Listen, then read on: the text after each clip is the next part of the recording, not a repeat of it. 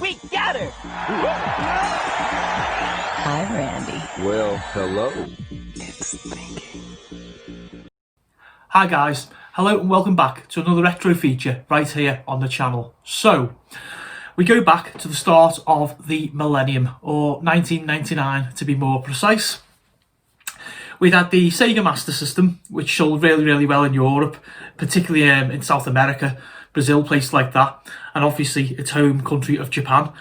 We had its big brother during the 90s, the Sega Mega Drive, which most of you know is like one of my favourite all-time machines.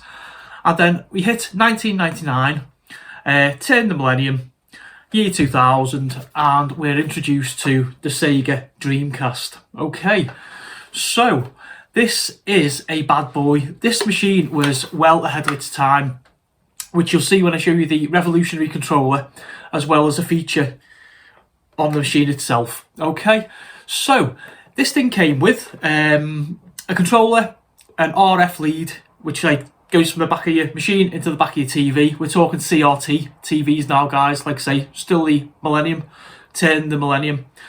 A power cable there to the wall, one controller, and that was it. Certainly to my knowledge anyway. Okay, because we're going back 20 years now. I bought one first time round. None of my mates had one. I think they all had like PlayStations and stuff like that. And so I was a little bit elitist. I was like that kind of gamer that was like brand new machine, you know what I mean? The only one I knew. Which made it hard because obviously I couldn't swap games, play other games. And I'm not kidding, guys, like these games, again going back 20 years, were like 50, 60 pound a pop. There was a guy down the local market who had like a game store and he imported games. So, you know, that was just the way it was back in the day, guys. You know, sort of the internet was there, obviously, because that's another feature I'm going to tell you about with this one in a minute. But you know, life as we know it now wasn't then. So this was, in my opinion, the first big power console. Okay, so I was saying it was ahead of its time. This actually came with a disc, and on the back there was a port to connect to the internet. Okay, so I'm talking here now, guys, before PlayStation Network, I'm talking before Xbox Live. This was the one that done it first. You could buy peripherals, you could buy a mouse, you could buy a keyboard, and you get online with this. It had its own browser, and one of the first big console MMOs, I think it was Phantasy Star Online, which was basically a service that, you know, you'd pay a subscription for and you'd be playing in this game and meeting other folks and that kind of thing. Okay, but that's a different story for a different video. So let's have a look at the Sega Dreamcast. Okay, so you can see its unique style already. It's big and it's square. It's about 8 inches by 8 inches square and about 3 inches deep. Okay, so it's in its cream case. On it, we have two buttons. We have power and we have open. And we can see the little swirly Dreamcast logo, which, just a little fact there for a few of you, Arsenal Football Club here in the Premier League in the United Kingdom, we're one of the first teams to actually have Dreamcast as a sponsor. Okay, so we press that open button and open it up there, and already we see there's a disc in it. Red to Rumble Boxing. Okay, so there we go. So giving you the front view, and automatically you straight away you see there are 4 ports. This thing was an arcade beast. Some of the games which I'll talk about later, and you'll see on the showcase, the montage at the end. I'll say it come with 1 controller, but obviously this was built for 4 players. You know, straight off it was. There we go. 4 ports. We got Sega on the front. What does that say there? Dreamcast Windows CE. Okay, so that's obviously the logo what I was telling you about before. So we give it a spin to the side, and you can see it's very, very blocky, yet sleek at the same time. Okay, there's the other side, and we see there's a fan here. Okay, and we have a port here, which when you open that allows you to connect other peripherals and bits and bobs. Okay, and then we go to the back. So straight away, we see the power socket there to plug it into the wall. We see the Ethernet socket. There's the proof to put it onto the internet. Okay, we have the AV out, and we have a serial port as well. Okay, so that is the Dreamcast in a quick little view, guys.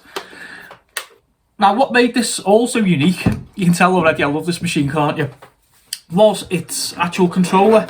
Take a look at this. Have you ever seen such a controller? Now, I think the word is it ergonomical, which is nice, like, you know, to handle and all that sort of stuff. So, you know, it really was a unique controller. So we had, like, the start button there. You can see the 4 buttons there, which are Y, B, A and X. Very similar to our PlayStation and Xbox pads now. We had the 8-way D-pad, which was a standard. I think that basically carried over from the 8-bit era, really, you know. And look at this. We had an analog stick. I think the only other controller at the time that had one was the Nintendo 64. So again, right there, you can see how far advanced and futuristic this machine actually was. And you've probably noticed a little gap here. Okay, I'll explain that in a minute. And we go for the triggers, which again come from like they're standard now on PlayStation and Xbox. But you know, this was really, really, really unique. What goes here? Well, my friends, we have this, and this is the memory card. Okay, I think, what was it called? Yeah, Dreamcast, I think it was like memory pack or something. So on this, you can actually see a little LED screen, little 8-way D-pad controller, and a few different buttons. For those of you old enough to remember Tamagotchi, okay, those younger, go to Google and check it out. Okay, it was like a virtual pet. You had to look after it and stuff. And I think this was basically taken off that same kind of design. Now, the cool thing about this, right, the really cool thing, is it wasn't just a cool memory card, which you put in there, okay, which you slot in, but it was also going like that, see? So you'd see like little screen there. It also functioned as you were playing your games. You'd have like information that come up on here. But you could have, like, you go away and some of the games had little features that you could still sort of carry on playing.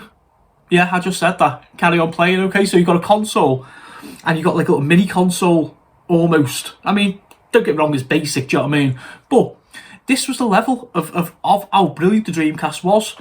And also, you could go along, I'm sure that you could go along and you slide this thing into an arcade machine. Yeah. Get your high scores on some of the big games that crossed over between the Dreamcast and the arcade. That, yeah, just blew me away, guys. In fact, talking about it now, it still blows me away. So that is the memory card, memory unit for the Dreamcast. Where are we? And then we just got the standard, no HDMI here, folks, okay? For the United Kingdom, standard 3-pin plug. And those old enough will remember these, okay? It's just basically your power cable which you put into the back there. And finally, we have our AV socket here to go into the back of the machine. We have what was called a splitter back in the day. And I'm going to blow you younger kids away now. Okay, so this is a 2-way thing. So this aerial lead here, RF, went into the back of your CR, your old TV, okay? And this one, you could hook up your TV aerial. So it's really hard to explain to you kids who are like, you know, all flat screens in there, LCDs, plasmas, and HDMI, and God knows what else. Okay, but those old enough, like say sort of Leroy, Jason, Jimmy, people like that, just to remember, these were great. What you do is you basically have like your console plugged into your TV, and then you have your TV plugged into this. So what you'd have is you'd be able to basically play your machine, turn it off, and then have your TV to watch your programs. I know, in a world where we have like 50,000 channels and online streaming, Amazon Prime, Netflix, Disney Plus, all that kind of thing. Back in the day, these were boss. You know what I mean? You didn't have to plug your machine in and then pull the telly out and plug. It was great. Okay, so I probably waxed like 5 minutes longer than I needed to, just over over an aerial cable. Okay, but I've got my real retro head on this morning, as you can see, with Sega's own mascot Sonic. So the games then, guys. This thing had like a load of arcade ports, obviously, like you'd expect from like Sega. And I think it was probably like the last machine that they made, in truth, as well. I think they nearly went bankrupt, but they made a corporate decision to go on and to make arcade games and carry on being like a software producer as to a hardware producer. And that sadly was the end of it. Hopefully, in a world, if there was any justice, Sega would come back tomorrow and come out with a Dreamcast 2 for 2021. Nearly slipped there. But yeah, hey, So, personally, for this machine, you'll see a montage of games at the end of the video. But I've just counted them before coming off, making a video. I've got 15 games. And what I'll do is I'll give you a little list out of what I've got for those who are in the know. And I'll give you a brief little description of like the games. I'll say you will see the graphic capabilities of this in a bit. Okay, so my 15 games in no particular order. I had Choo Choo Rocket, an amazing little puzzle game. You had to directly, like little mice, back to the house, and cats were going around the maze. If you think maybe like a Pac-Man kind of thing, Pac-Man with a little bit of a puzzle element in, and you have to basically just sort of, I think you have to like twist little blocks to make the routes and stuff like that. It's been a while, okay. Crazy Taxi. No introduction to any arcade fan at all. It's going to sound bonkers to you kids out there now with all your big Call of Duty Modern Warfare 55,000 and all that. But Crazy Taxi was an arcade game where you were literally a taxi driver. You had to go pick people up, drop them off within a time limit. The Offspring, again another 90s Millenium reference, with a band who had some cool tunes. They were blasting in the background. I can see like the likes of like Wayne and Jason jumping around now going, yeah, I remember, Deadly Skies, it was like an arcadey kind of game with a plane, and you was kind of flying in towards the screen and there's other stuff coming at you, and yeah, think of shoot 'em up really, not exciting. Gauntlet Legends. Gauntlet was one of my all-time favourite arcade machines. It was like no great surprise to those who know me that love fancy and Dungeons and Dragons and stuff like that. You're basically four characters, like an elf, a Valkyrie, a dwarf, a warrior, and you have to go into a maze and you have to go through, kill ghosts, collect food, find a key, go on to the next level, yada yada yada. Well, this was basically a modern day incarnation of it, which is set in like a 3D environment. Really good. Okay, House of the Dead was a shooter. This thing had a light gun, so you'd be there like at the TV, boom. Stuff like that, firing at the TV, and basically zombies were coming out towards you, and you had to get through. It was like on the rails shooter, meaning the game just ran and just brought things at you. You shot them, you turn a corner, went on, done the next thing. You get the idea. Good game though. Okay, Jet Set Radio was amazing. You like this little, it was like set like a futuristic, like kind of Tokyo, I suppose, and you were like this little guy on skates, like rollerblades, and you had like a spray can. And you have to go around and you have to like tag, sort of do like little graffiti on different parts of the city, and you'd have like the cops would be after you and stuff like that. And have like a really cool urban kind of soundtrack to it, It was just, I remember getting it at the time and like my mates coming around and like, Christ, what's this? There's nothing like it at the time. So yeah, look it up, guys. Jet Set Radio really is. I think you can actually get it on Xbox Live Arcade. Check that one out. Metropolis Street Racer, as it says in the title. If you guys, as a modern day reference, Project Gotham Racing on the Xbox PGR, when Xbox Live first come on, it was one of the most popular games. Well, this was basically the forebearer to that. It was the original game, And one of the features of this, it had like a cool soundtrack, but one of the features of it really that got me is you could customise it. So you pick like your car, you could pick like the colour of the car, and like you'd have like a little number plate, and you could put like your own little tag, like your own little name. So I always have like, you know, Mr. Wolf or something like that on the back of the number plate. Or, you know, I know it sounds stupid now, but you know, we're talking 20 years ago when games were games, machines were real, and we didn't have all this modern day crap.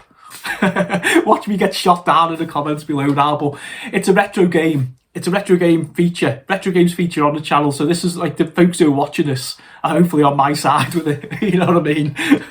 Okay.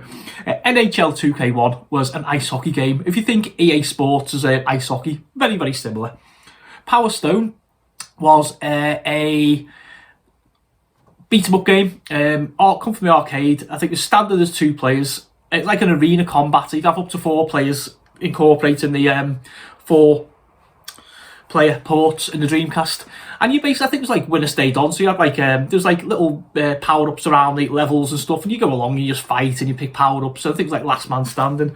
I remember going down, getting it in on import, and I loved it, but it got very boring very quickly. Quake 3. Quake, to those in the know or of a certain age, needs no introduction. First person shooter. Without Quake, without Wolfenstein, without Doom, you kids wouldn't have your Modern Warfare now. So Quake deserves its place in history. Okay. Ready to Rumble Boxing, which was a game you saw in there earlier, was really popular, probably because of the characters, to be honest with you. It was like arcade boxing. Really straightforward controls, you know, 2 buttons would be like your big punches, like your head punches. The other 2 buttons would be like your body blows, and the analog stick was cool because I think there's a feature where you'd move the analog stick to move your box around, but then you'd also pull the trigger to be able to bring him to a halt and to be able to bring your guard up and down and stuff. So, you know, it's arcade, but it's quite a strategic little boxing game. In fact, I'll tell you what, I'm going to go and fire this thing up to Savvy and play it, because I really do. It's been too long since I played Ready to Rumble. Tee-Off was a golf game. If you folks think now from the PSP or probably the PlayStation, everybody's golf. Cutesy golf game with enough tactics and enough strategy to carry it through. Really nice looking game as well. And it was the old 3-point control system. Press the button to start your power bar. Press it again to stop at the top for your power. And then when it comes back down, catch a little line, which is like your accuracy. You know what I mean? So again, it's dated, but all good stuff. Virtua Athlete 2K. For those, again, I keep harping on the same phrase, and I apologise, guys. I've not long been awake. I've only had a couple of coffees. Virtua Athlete 2K. If you think track and field in the arcade, it's basically like athletics, but in like a 3D realm. So you'd have all your usual stuff. You'd have like your 100 metres and, you know, high jump, long jump, javelin, all that kind of thing. Anyone who liked arcade games in like the Olympics or like those sort of, you know, bash your fingers until you either broke the controller or they were like, you know, raw. I think that's exactly what Virtua Athlete 2K is. Nearly at the end of the list now, guys. Virtua Tennis. It is what it says on the box. Tennis game, but this was brilliant at the time. It had, I think it was about 16 players. There was like 8 men, 8 women, and various courts, you know, grass, clay, whatever. I'm not really a massive tennis fan, but I do enjoy tennis games, and this with the analog controls and stuff was a really good game. It come out from the arcades, and to be honest with you, it's one of those kind of games that most people probably shouldn't love, you know, but they did. And the last one was WWF Royal Rumble. For the fans there of the WWE screaming at me, it's not WWF, it's back in the day it was WWF, World Wrestling Federation. I'm sure Jimmy Barnes of all people remember that. Please leave us a comment below, Jimbo. Did you see this one? And it was basically an arcade wrestling game. Basic arcade controls, you know, punch, grapple. It was nothing special, but at the time it looked really nice, and it had like the Attitude Era of wrestling. So basically, sort of like your Stone Cold Steve Austins and your Kane and Undertaker and people like that. So it was quite popular at the time. I'm not sure. I think it did get an arcade release, but please have a look at Google if you're interested. I wouldn't swear to that. Okay, so listen, that was my list of games. That was the amazing Sega Dreamcast. I hope you've all learned something today. Please go away, please Google it, please have a look. Go on YouTube, Sega Dreamcast, and just have a look, guys. Enjoy the montage at the end, and I'll see you all next month for another retro feature.